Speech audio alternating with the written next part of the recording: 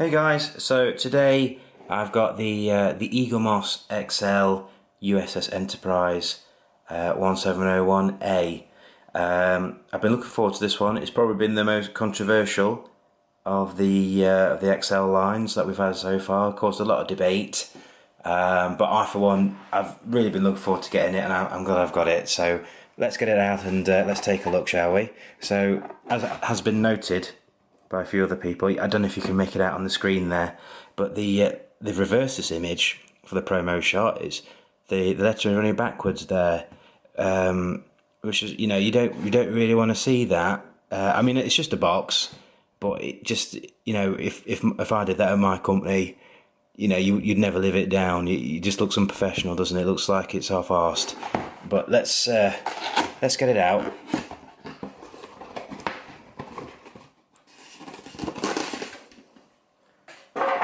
So that's how it sits inside the box. And let's get it out. Let's have a look.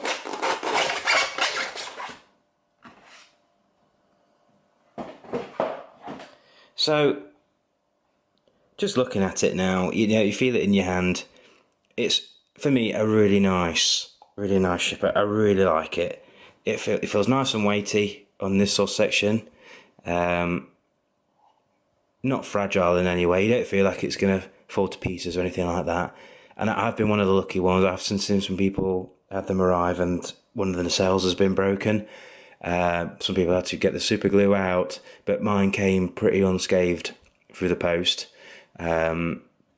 So straight away, let's get into some of the controversy on the rim here of the saucer.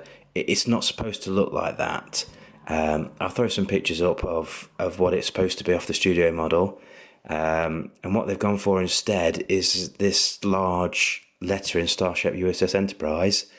I wish I'd not noticed, I wish I'd not realised, but it's been pointed out so many times I can't not see it, which that's more than the other problems. That for me is the one I'm struggling to get past. And then we move on to onto the bridge there, onto the dome. I can live with that, honestly. I love my Star Trek, and I've got an eye for detail, but it's not. It is very different from what is on the studio model of the films. But I can live with that, in all honesty. I don't think it's as bad as this bit on the rim. Not as jarring on here. It looks like it could be a refit, bridge. It could be. I mean, I've read somewhere that it was one of the concepts that they never used for the phase 2. So yeah, it's not true to what we know in the films, but at a glance, I don't think there's anything wrong with that. I can honestly live with it. I think you've got your two types of collectors with these models I've found. You've got those like me, who probably a bit more casual, I guess. I love the show. I've seen all of it, seen all the films, keep up with the news. I've collected, I think I've had everything. I've got every single Eaglemoss model apart from the new Discovery line. I've got the first 2 of those, but with these I've got all the XLs, everything. And there have been a lot of inconsistencies, but in the main, just looking at it there now, I think that looks great. Honestly, I really do. I'm not going to sit here and nitpick at it, because at a glance on my shelf, for me, I think that looks absolutely fantastic. It's gonna lose some points. I'm probably going to give it a 7 out of 10 because of the inconsistencies, but I still don't think it damages it too much. I think it's still absolutely fantastic looking. So let's take a look at the top there. I think what helps this model a lot is the Enterprise. This model of the Enterprise didn't have many windows, which I'm sure any of you who collect Eaglemoss know what I'm talking about. The window alignment is absolutely shocking. I can't believe they've never yet been able to sort it out properly, but it helps this model because there's not many on there. If you look on the underside, again, no windows. You got a couple here on the hull, but I think they've done here what I've always wanted them to do, which is not indent the hull. So on some of the ships, they've put in little indents for the windows, and then the actual window paint has been off from the indent, which has caused the issues. But if you take the indents away and just have the windows as they are, you can't get it wrong, can you? It don't, it don't look wrong, and that looks great to me. This is a really nice model. I'm really enjoying it. So just looking at that engineering section, it's beautiful, and you got the deflector dish there, really nice light blue.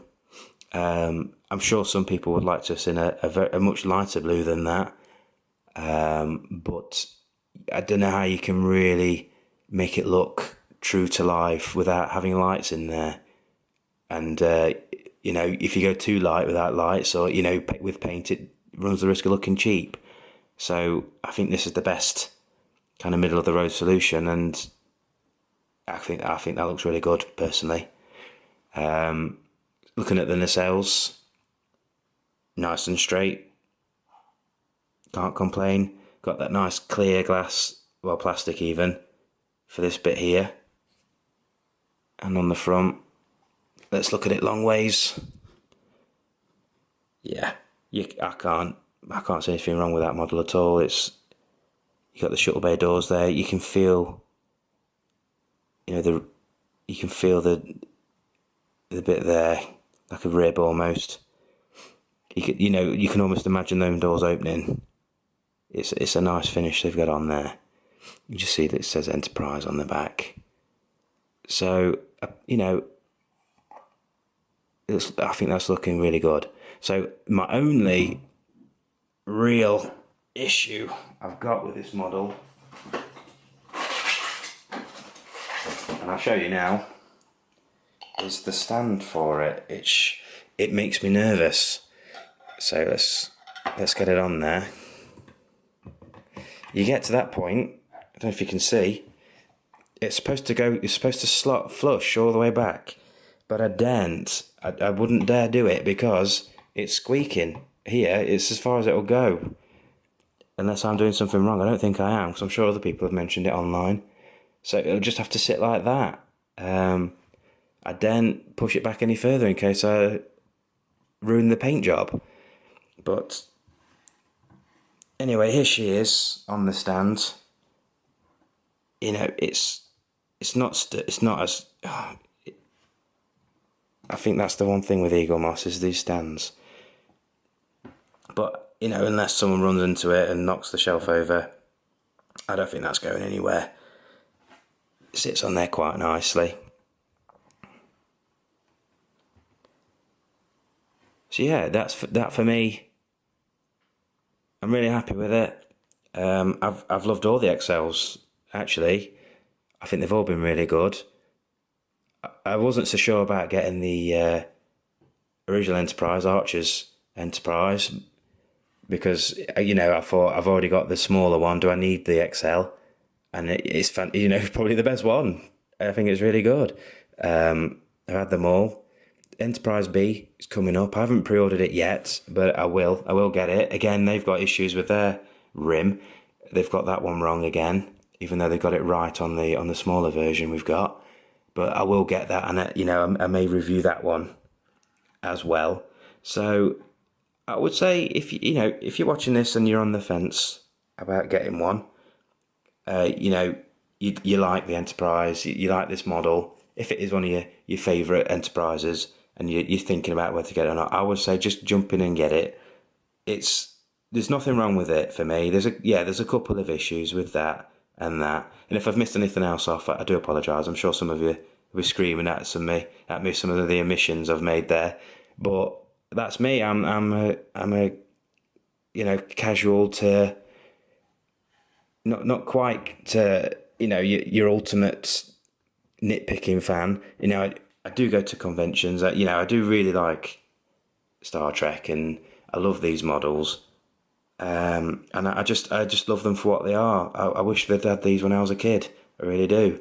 So I'm not going to gripe about it. I'm not gonna get upset about some of the little things they could have got better.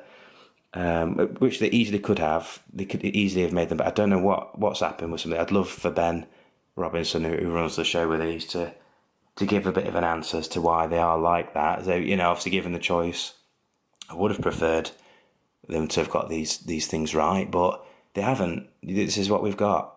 So unless you want to go to another company, this is you're gonna have to live with it basically, and I can live with it, and I'm sure a lot of you can as well. So like I say, if you're on the fence with it, just get it. It's a great model. It really is. If you can look past some of those little issues, which I can, and I'm sure a lot of people can, it's a perfectly good model.